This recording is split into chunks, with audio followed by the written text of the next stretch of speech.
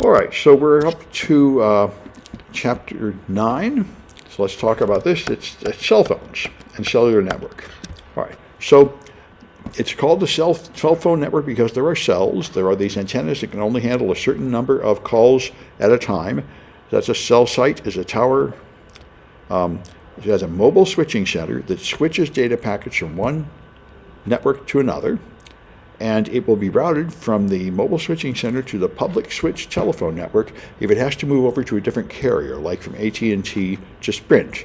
So your SIM card is what identifies your phone, and then you go to your base substation, and then to the mobile switching center, and then to the public switch telephone network if you're calling a different telephone provider. If you're a Sprint customer calling another Sprint customer, then you stay inside the Sprint network and you don't have to go out to the public switch telephone network. So the base transceiver station is what you see here with all these antennas on it everywhere. And the towers are controlled by the base station controller. And a soft handoff is when you move from one base to another.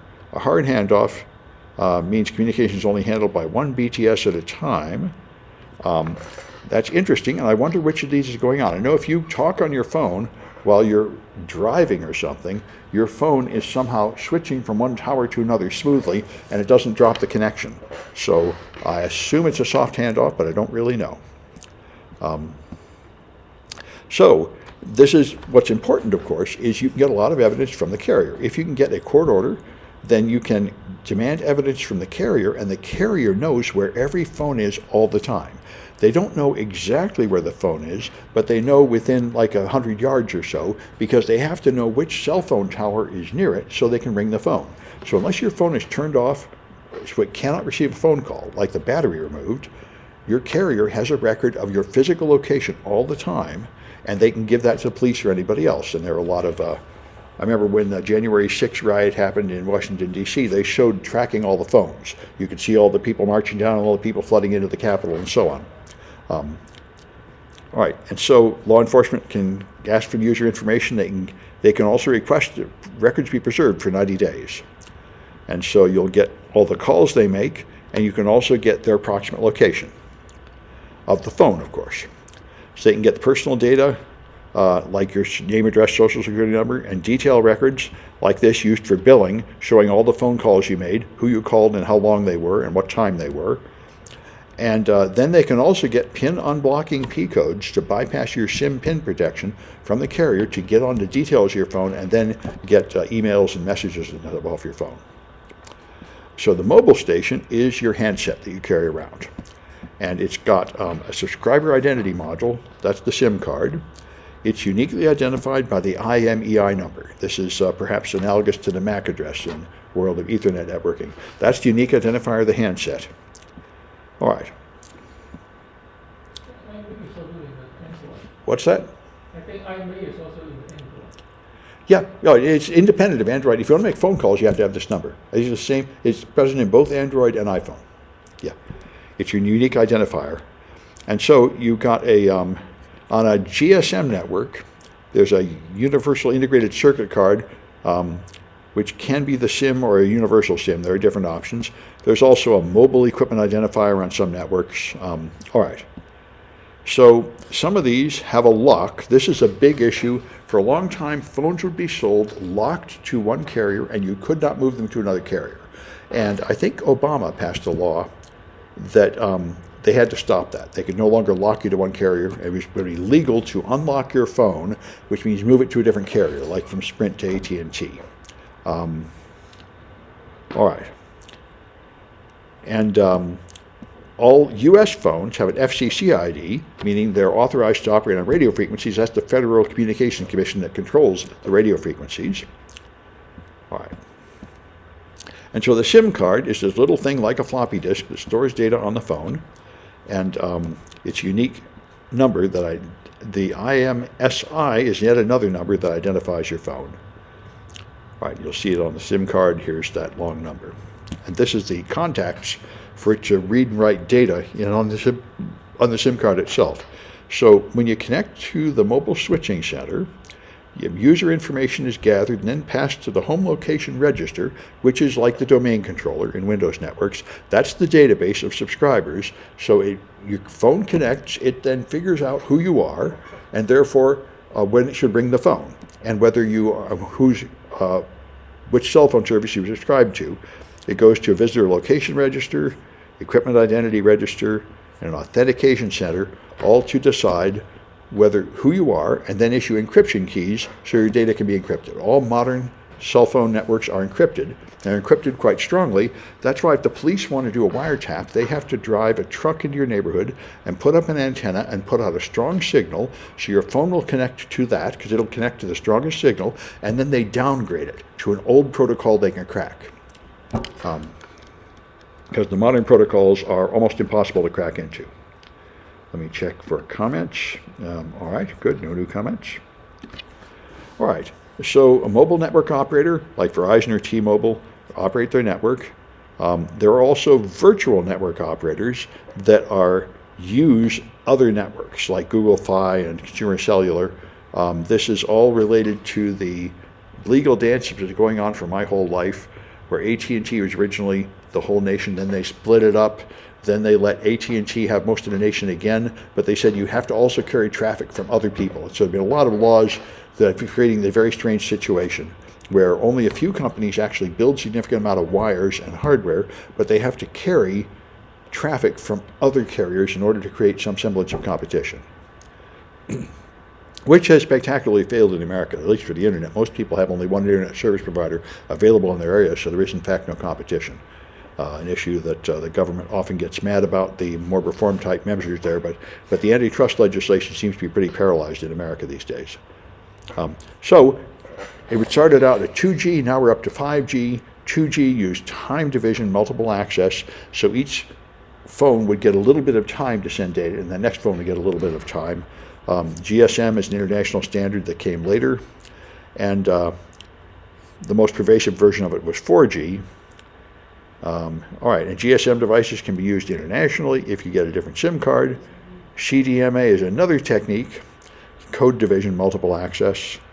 And IDEN was a Motorola tech. There have been many different versions of radio signals used for cell phones. So the SIMs have an interface to communicate with the device. That's what this is. This is a serial interface, all these little patches of metal. And so it's got an EEPROM, which is a storage device like a USB stick. It's got a file system on there, and it's got ROM with user authentication and encryption algorithms, and then it's got master file, dedicated files, elementary files. And elementary files is where subscriber information is stored. So you've got your contact names and numbers, cell phone networks it attempted to connect to, list of outgoing calls made, and so on, list of SMS messages. So this is where a lot of the data that's important for forensics is stored on that little card. So they're PIN protected. You can only get in there with a PIN, and you have 3 attempts to get it correct before it's locked. After that, you will need a PIN unlocking key, which you can get from the carrier with a court order. All right. So you can now determine whether SMS messages are read, deleted, unread, sent, unsent, and so on. And the same thing with MMS messages, which are just multimedia SMS messages. Most people can send videos and images along with their SMS these days too. So that's the telephone side of it, the telephone functionality. But of course, most of what happens on modern cell phones or smartphones, they're actually computers, and you're doing things you could be doing on another computer in addition to making telephone calls. Let me check for comments in Twitch. No new ones? All right. So the operating system, Android, these days it's Android or iOS. There's almost nothing else in use. So Android is based on Linux. It's very much like Linux. So you've got the boot partition, which has the boot information to get the machine started. You have the system, which contains the system files, and therefore is not of much interest to a forensic examiner because it's all code from Google for Android, and it doesn't have any personal information. There's a recovery image here in case things won't fail and the phone can't boot up. Temporary data. This is where forensic examiners want to go. The /data folder is where all the data from all the apps is. All the signal messages, all the emails, all the Skype calls, everything else you do. This is the main place you go. It'll user activity. All the rest of this is just, operating system code primarily written by Google, and it's pretty much the same on every phone. There's nothing of forensic interest here in general. All right. And you've got this list, Dalvik executable files that were run, so that might tell you what apps have been run. And then you have the APK applications on there, which are just apps that have been downloaded typically from a store. And again, the app itself is usually not very interesting. That's just some generic code that's the same on every phone. It doesn't have information about what this person has been doing. All right. So you can go here to find out what in this part of the data folder shows you all the apps that are installed. So, the problem is almost every modern device encrypts all the data on it. There used to be a time when it was all stored in plain text, but that's not common anymore because it's very unwise. If somebody steals your hardware, like your laptop or your phone, and your data is not encrypted, they get all your data.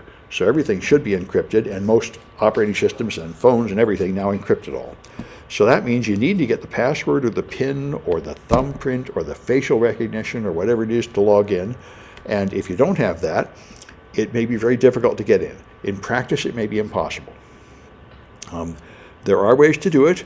To some extent, Celebrite is the main person here. Celebrite is an Israeli company that claims they can get into any phone, past anything. At least a few years ago, they said that when I actually met the CEO of Celebrite. So they're very expensive, but if you pay them a lot of money and you are a government agency or police force, they will sell you tools that will get into any phone, supposedly. Right. All right, there's other ways to get data off a phone. The most common way is to just copy the active data off, like we did in the projects. Just copy the data folder. You can also do chip-off forensics, where you take apart the phone, you take the memory chips off, and you read them one by one, and then reconstruct the data. This way you get all the data, but it's very laborious and normally not worth the bother. But there are other ways to do it. There's also JTAGs. JTAGs are chips you attach to electronic devices in order to be able to read and write to memory sticks on the device. The main use of JTAGs I know is to revive dead routers. If you have a router and the firmware becomes corrupted, normally you can just reboot it and restore the firmware through Telnet or something with an emergency boot mode, but if that doesn't work, it's dead and you have to rewrite the ROM chip, and you can do that by attaching a JTAG chip to it. That's what's used to read and write the ROM. And this is also in hardware hacking. All the little devices that you're not intended to mess with, you can use JTAG chips to suck the data out of the ROM and understand then you can take it apart with binwalk in Kali Linux, and then you can examine the operating system, which is almost always a version of Linux that's being used on smart light bulbs and cameras to monitor your house and all the other intelligent devices we have these days. Yeah, JTAGs are great for modifying Xbox consoles, yes. And it had the Pegasus software. No, Celebrite is essentially the legal police version. Celebrite sells you legal forensic tools to use by cops. They're not infectious agents to infect a phone. If you have actually seized a phone physically and now you're connecting cables to it, they sell you devices that will suck the data off the phone and bypass the encryption and the login and such. Pegasus is malware made by a different Israeli company, and you buy this, and now you can just send an SMS message to somebody and infect their phone, and now, without them knowing it, spy on everything they do, their camera, their microphone, their messages, and that's... Surveillance. What's that? It's a surveillance software. Yes, it's surveillance. It's for monitoring, and it's highly controversial. The company that made it has been sanctioned by America for selling it to oppressive regimes, but it's still around. That stuff's real expensive and very debatable, almost illegal, I think. Whereas Celebrite is not considered illegal at all. It's just a tool for police to use on phones they have seized, presumably legally. And it doesn't let you remotely infect a phone that somebody is still using. It just lets you examine a phone when you have physical access to it. These are very good questions. All right. So that's JTAG is the standard here for testing, maintenance, and support of assembled circuit boards, and we should have a picture here. Yeah, you solder, there are JTAG points on the board, and you solder in the JTAG chip, and now you can mess with these devices. Anyway, This is a RIF box used to acquire data from the circuit board on a cell phone. So here's the RIF device, and this is the circuit board removed from a cell phone, which they're connecting to this way. So this is what you do in hardware hacking to get access to the firmware on a device where the manufacturer doesn't want to make that easy for you. And like I say, when you can't do that, you do chip off, where you take apart the device. They do this at Drive Savers in Orinda. They do it in a clean room, and it's very expensive.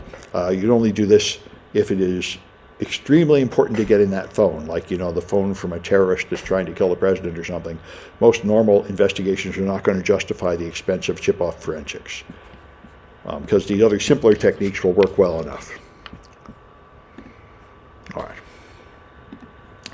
All right, so you connect to, there's something called in-system programming. You can connect to a chip to suck the data off. And there's emergency download mode, which is pretty nice. On some Android phones, you got an emergency phone mode, and then you can forensically image the device. On Apple laptops, there's another mode like that too, where you can boot the device and it acts like a USB hard drive. You just download all the data from it. Target disk mode or something like that. So those are nice if you have a mode like that and if you can get into it. All right, you can also modify the bootloader if you have a rooted ADB shell, and we're doing stuff like this in the Android device hacking class. We're playing with ADB. Android Debug Bridge lets you connect with the USB cable or through a network and control every part of the phone if your phone is rooted. And there are hacks to root the phones. So Androids have a PIN, and the passwords are stored here, and there's a pattern lock if you can open it with a gesture, and biometrics, and there are various ways to, if you can get those files, there are ways to decode them. One thing the privacy advocates always warn you is you should use a password or a PIN and not biometrics because of the First Amendment. The First Amendment of the Constitution says you have the freedom of speech, and in around 1930, they used to make school children recite the Pledge of Allegiance. And some school child said, I do not want to recite the Pledge of Allegiance. And they said, the First Amendment should mean I have the right to not speak. And the Supreme Court upheld that. So since then, we have also had the right to not speak. And therefore, if they can ask you for your password and you can refuse to tell them, and you have the fundamental right to not answer that question. However, they can just point the phone at your face or stick your finger on it, and you don't have a right to deny that. Because that is not speech, and you do not have the right to refrain from putting your finger on the button. So that's why they say if you care about privacy, you should use a password or PIN and not biometrics.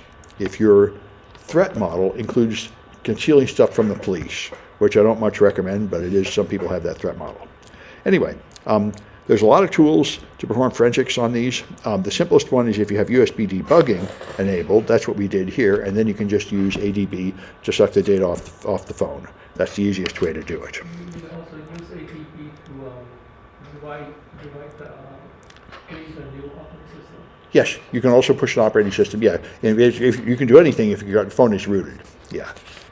All right, and all right. So the applications, of course, have all kinds of stuff in there. Typically, you have a SQLite database that will have the data like the emails or the instant messages or whatever it is. They're written in Java, and there's a lot of records there. It records all the Wi-Fi hotspots it's been to, and so on. You have Facebook and contacts, chats, photos, and searches. All this evidence. The phone is pretty much a record of your whole life. It's a real treasure trove of data. So it's, yeah. What's that? How long? Well, I don't think the operating system makes that decision. Each app makes that decision. And each app has a database. And I know when you put a lot of apps on your phone can only store so much total storage, and then you have to start removing apps. That happened to me when I started I started listening to podcasts, and it was downloading and saving all the podcasts. So within a few weeks, it was full. So I set it to never save them anymore, just play them but not save them. And then it preserve that. And same thing with your photos and everything. You choose how much stuff to store up to the maximum capacity of your phone. I think this stuff is automatic. It's done by the operating system, right? Well, this stuff, I think, yes, you're right, for Wi-Fi hotspots and stuff. Yeah, that's a good question. There must be some limit to the logs. It's a good question. I don't know what it is. It must only grow to a certain size and then erase. Does the same thing happen to the computer registries? Yes, I know on a Windows PC, there are limits to the size of the logs, and it throws away the old stuff to make room for the new stuff. And I think most of them work that way. That's a good question. All right, so then there's rules, standard operating procedures for gathering evidence from handsets, written up by National Software Reference Library and other good ones, and they're all pretty simple. They tell you the goal here is to avoid letting the data change once you seize the phone. So first you ensure the scene. First you secure the scene. The first thing you do is you make sure that there are no criminals still on the scene to like have guns and perform more violence. That's just safety. You can't have anybody going to seize evidence until first you just make sure that the crime is over. Then you can put yellow tape around it and say, okay, now it's okay for forensic people to come in this room. So you document the scene, typically with videotape, recording what you can. Then you collect the evidence in a way that preserves its value. You package it, transport it, and store it. You have to package it in something that is tamper evident, so you can say, yeah, you sign it. I seized it, I put it in a tamper-resistant container, I took it back to the lab, I put it in a safe, so I made sure nobody could alter it, because you have to have an unbroken chain of custody when you go to court to say, this is the phone I seized from the crime scene, and I made sure that nobody altered the data on that phone. So proper containment means removing it from the network with Faraday bags, or Faraday boxes, or a paint can works too. A metal can that stops radio frequencies. Now one problem is that the phone will turn the radio up to the maximum power trying to reach a cell tower. When you put it in the can, so it will drain the battery fast, so you typically connect it to a portable battery. And then put it in the paint can, and then you can keep the phone powered on while you take it back to the lab. Because once it shuts down, then you're likely to need a PIN or password to unlock. All right. Some people think you should use signal jammers, but they're just illegal for anybody to use because so many people have life-threatening reasons to use telephones, emergencies, so blocking cell phone traffic at anywhere is illegal. Because for all you know, somebody has a medical emergency, and now a lot of people have medical devices in their home where it uses the telephone to alert the doctor, like my pacemaker is not working, this person is not breathing at night, and things like that. So blocking telephone traffic is just completely illegal. All right. So here's some examples of the forensic tools. Gray Key is a device used for iOS that law enforcement has, that can do something like guess a certain number of pins and then reboot the phone and guess again and gradually try all the pins. It's quite popular, at least in the time of 4-digit pins. I don't know if it's updated to the more secure ones. There's BitPim is another one, Mobile Edit Forensic, Paraben I've heard of, and Cellbrite is the most famous. Cellbrite is the biggest name. They seem to have the most powerful tools. I think they're the most expensive. If you really want to get in that phone, you go to Cellbrite. You pay them a pile of money, and you will really get in. That's the general belief at this time. See, on preserving evidence, reminds me of that Breaking Bad scene where they destroy evidence using a giant magnet. Well, I haven't seen that, but I know it is actually really hard to erase magnetic evidence with a magnet. The magnetic fields are really high. This is why people that are decommissioning corporate devices do not use magnetic erasing because you can't verify that it worked. It's entirely possible that your magnet was not strong enough and it didn't erase the data. That's why they physically destroy the hard drives. You just smash them with a wood chipper or something, then you know they're gone because you can verify that that has been done. Anything like this, you're never really sure. And I've been told by experts in the field that if you run the firmware wipe command, which is supposed to wipe every bit on the device, that is also unreliable. It frequently fails, and again, you have no way to verify that it worked.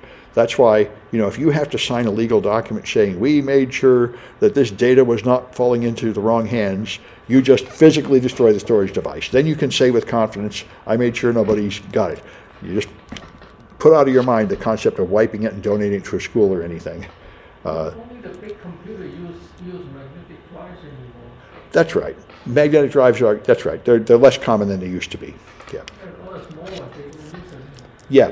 And SSDs can be very secure if you use them the way iPhones do, where it has encryption turned on before you ever use the phone. So everything you put on has been encrypted all along, and then when you choose reset to factory defaults, it just erases the key. That's a good procedure. But if you turn on encryption later, then whatever data you put on before you started using encryption is at risk. All right, good. So file fragments, we talked about this. Because phones are using SSDs, there's typically no leftover data. When you delete something, it's typically removed. There's a background garbage collection. It's not 100%, but it's something like 99% of the data is erased in order to make room for new data automatically. So deleted data vanishes after just a few seconds typically. It's possible you might find some deleted files with a physical extraction, but it's really hardly worth it. You're not going to get much on an SSD device. So if you don't have an imaging tool, for example, you have an unusual model of phone and you don't have the right connectors or anything, then you can just do this. You just have a camera mounted on a post, and you just take pictures as you page through the messages.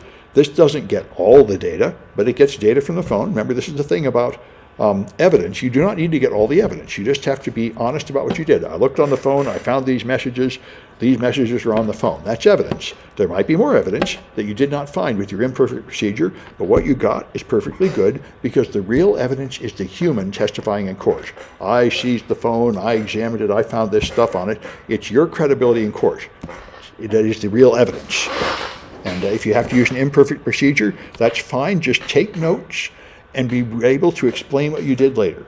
It is very, very common that something goes wrong and you can't do the perfect thing, so just make sure you have notes so you can say what you did do.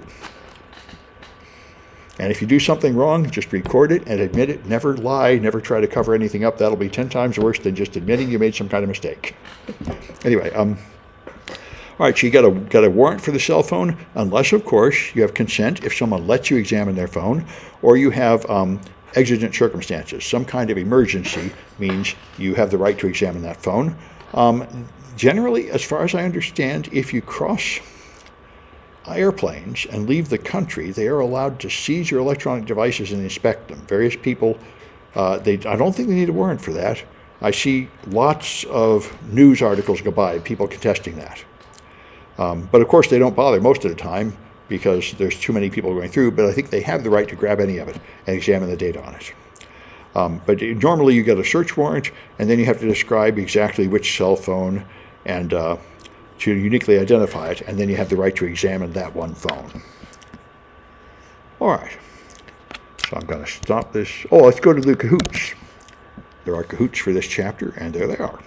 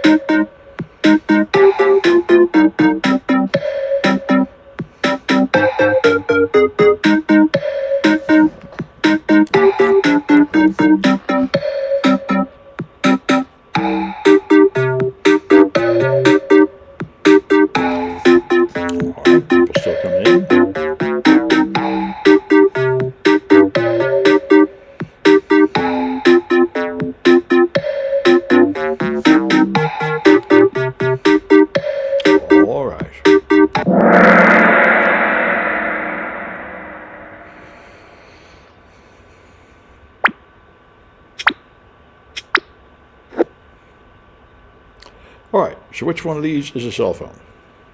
The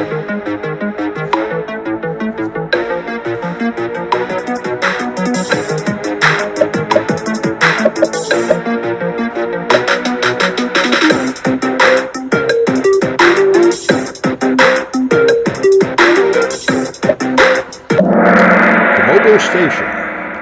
This is the mobile switching center. That's at the provider. Mobile station is the cell phone. That's what they call it.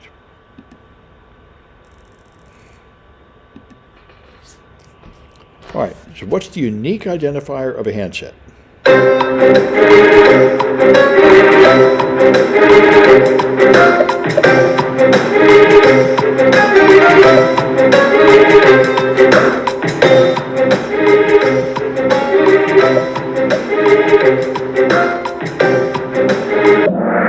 IMEI is the unique identifier. All right.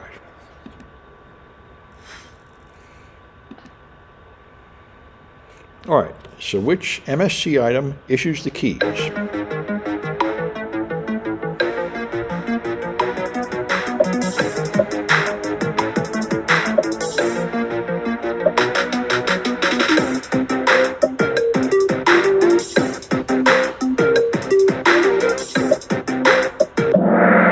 Yeah, it's the authentication center. These are just databases. This is the active ingredient that issues you a key to encrypt your call.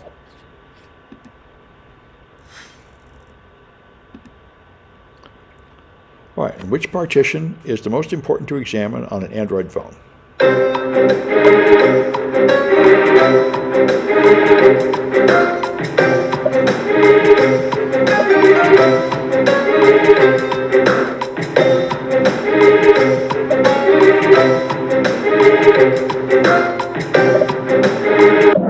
Yeah, the data partition is where all the data from the apps is, which is mostly what you want.